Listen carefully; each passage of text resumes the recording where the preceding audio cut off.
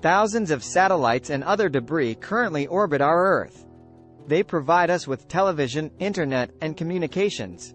But what if all these satellites suddenly went offline, and then came crashing down to Earth? Currently, there are over 5,000 satellites in orbit. That number is expected to, at least, double by 2025. And that doesn't include all of the 12,000 satellites SpaceX's Starlink program plans to launch by 2027. So, nearly 20,000 satellites in space by the end of the decade. What would happen if they all came crashing down?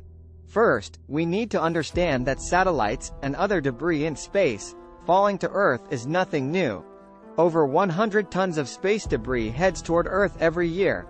You don't notice any of it, because it all gets burned up in our atmosphere before it can hit the ground. But that's only with a few chunks of satellites coming in our direction. If 20,000 satellites came heading for Earth, you'd definitely notice it.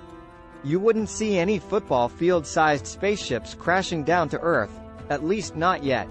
Instead, you'd immediately notice that you couldn't contact anyone. Phone lines would be down. And this video would immediately shut off, since the internet would stop working as well. But one of the most dangerous effects of our satellites falling to Earth would be GPS systems shutting down. Planes in the sky wouldn't be able to navigate without any air traffic control. With up to 12,000 planes up in the sky at any given moment, that would make the chance of them crashing into each other greater than ever. Global economies would grind to halt, and people would be cut off from the rest of the world. Credit cards, and any other forms of electronic payment, would be useless. And don't expect to get any cash from an ATM or bank, as those wouldn't work either. It would be like going back in time to the 1800s. In theory, we'd eventually be able to replace all those things without using satellites, and bounce back from this mess. But remember, all those satellites are still headed for Earth. So what would happen next? If 20,000 satellites were falling to Earth, it wouldn't happen instantly.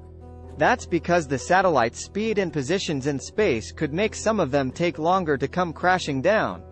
If a satellite was 1,000 kilometers, 621 miles, above the Earth's atmosphere, it might take over 100 years before it finally fell to the ground.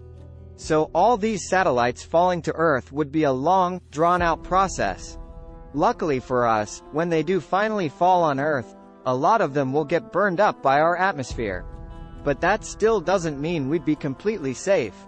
Sure, the pieces would be smaller than a satellite, but they wouldn't completely disintegrate. Usually, before a satellite comes back down to Earth, we have some sort of control over it. Scientists will use the satellite's last bit of fuel to guide it towards somewhere in the ocean, or an unpopulated desert.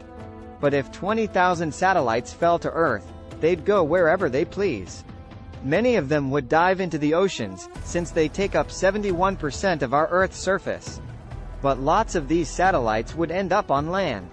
They could destroy entire buildings and towns, as they'd be traveling at speeds up to 28,000 kilometers per hour, 17,400 miles per hour. Even if small chunks of satellites managed to hit the ground, their shock waves could cause considerable damage. The kinetic energy of all these satellites hitting Earth would be like dropping nuclear bombs. And another similarity these satellites have with nuclear bombs? Many of them would be radioactive. Lots of satellites are nuclear-powered, and there's a chance that when they come crashing down to Earth they could still be radioactive, causing even more harm to the planet after they hit it. After decades, when all the satellites finally came crashing down, Earth would look like it had been hit by thousands of nukes. Luckily, the chances of something like this happening are incredibly low.